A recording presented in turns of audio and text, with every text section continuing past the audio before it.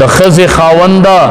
یوه تله شته دی چې هغې کې به طول شروع شي وي به چې وتلی ورله د خپلې بیبي سره یې ښه سلوک څومره و دا وله تلې ته مخامخ کوي څه دې خیال دی بابا چې دا د لاول وتلي ډېر شي حاجیان به پکې پورې پراته وي ښه ډېر شي تبلیغیان به پکې پورې پراته وي ښه او ډېر شي به پکې مولیان پراته وي ښه ګرانه ده چې په دې طول پوره وخیږو چې وتلی وله د بیبي سره ښه سلوک یې څومره و وی چې ربا بیبي وایي چې زما ور سره 50 سال تیر شوي دي او په 50 سال کې د ماته یوه خبره خوږه نه ده کړې زما حق و که نه زما حق و که نه د ښکلې خبرې حق مې و که نه بیبي عایشه رضی الله تعالی عنها فرمایي زه بیماره ومه زما په سر دړو نبی علیه السلام راغی ما ورته زما په سر دړ دی وی چې وا زما د سر دړه وا زما د سر دړ په سر دړ زما او نبی علیه السلام به وی وا زما د سر دړ زما د سر دړ به امام الانبیاء په خپله واغس ما داسې پیغمبر نه ولیدلی ښه چې بیبي خدیجه رضی الله تعالی عنها وفات شوله او ډېره موده پس په دروازه کې یوې زنانه غږ وکړو او اواز یې د بیبي خدیجې په شانتې و د نبی علیه السلام په غوږونو چې ولګېد د دواړو جهانو سردار په جړا کسی نرم دل پیغمبر تا لیدلی و په جړا شو بیبي عایشه رضی الله تعالی عنها فرمایي ما ورته چې ولې جاړې وایي چې د اواز بیخي د بیبي خدیجې په شان دی ما چېرته هغه راننوتله ما ته هغه رایاده شوله اوښکې نه ودرېدلې چې د بیبي خدیجې رضی الله تعالی عنها په شان غږ یې واورېد غږ صحابو ته وی ای صحابو په تاسو ټولو کې غوره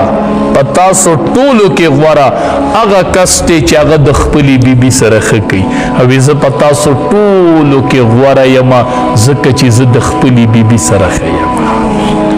لږ کتابونه وګورئ خیر دی احادیث وګورئ وایي دا کم سړی چې په ښځو زورور یا دا پرش برن حدیث کې ده ته رزین سړی ویلی دی ښه او دا کم چې د ښځې سره ګزاره کوي ده ته الله عزتمند سړی ویلی دی وایي دا عزتمند سړی دی چې دې بیبي سره ګزاره کوي ښه دې د بیبي سره ګزاره کوي ګزاره کوه امام الانبیاء به ګزاره کوله ښه او په اخري وخت کې چې نبی علیه السلام بالکل اخري ایام شو صحابه و راویستو دو صحابه په تکیه راوستو کېناستی نه شو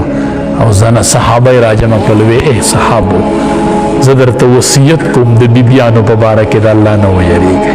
دا مې اخري خبره واورئ د بیبیانو په باره کې د الله نه ویریږئ د بیبیانو سره ښه سلوک کوئ کور کې د ماتختو سره ښه سلوک کوئ اخري عمر په تکیه راغی موږ ته وایي بیبیانو سره ښه سلوک کوئ ښه دا زه کومه چې ځان له د آخرت فکر وکړو د دنیا مزې چرچیو کې مزه د دنیا په مزو چرچو کې مزه آخرت فکر وکړو ښه د ده دوه بیبیانې وې ښه څو بیبیانې وې دوه ښځې دوه وې وایي ده به دومره احتیاط کو چې د یوې بیبي په نمبر کې به د بلې بیبي په کور کې اودس نه کو دا د دې نمبر دی ستا څه حال دی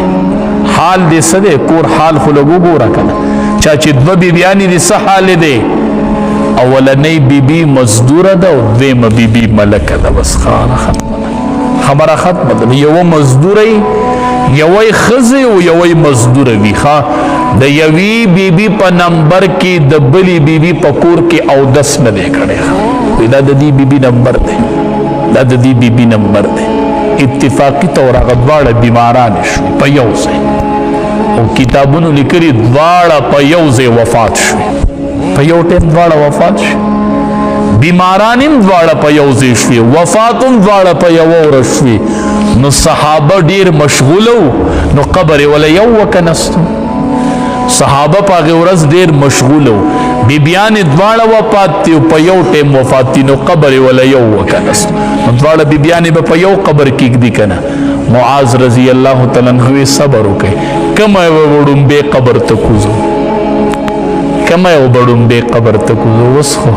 اوښان په بډه کوي مړه اوښان په بډه کوي اوښ په بډه کوي وی کوم یو وړومبې قبر ته کوزو وی صبر ما په ژوندانه په دې کې انصاف کړی دی وی راوړی خسنې وغورځو چې د کومې خسنې راوخوت وي وړومبې به هغه په قبر کې پرېښه چې په قبر کې خودلی نو خسنې ولا ورزولې ښه وی دسی به نګ دی کې یو زړم به په قبر کې एकदम د بل حق ځای کیږي